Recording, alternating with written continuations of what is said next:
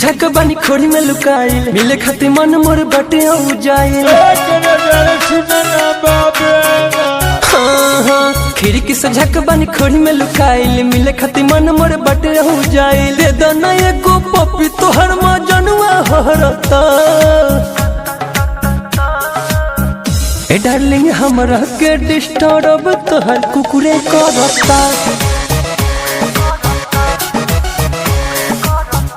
ए darling हमरा के disturb तोहर कुकुरे करता।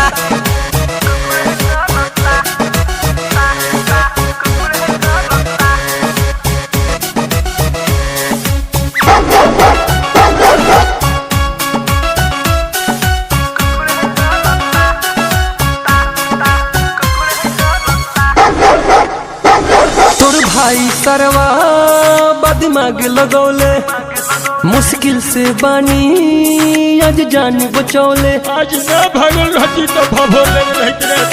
हाँ तोर भाई सरवा बदमाग लगौले मुश्किल से बानी आज जान बचौले।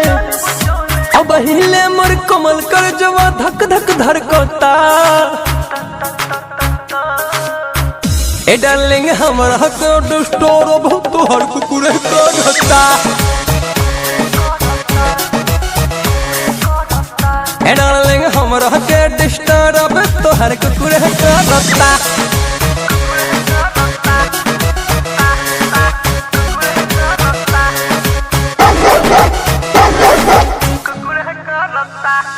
बिचही दुआरा पर रहता बान्हल अब नइखे मुमकिन छदवलियो ठानल।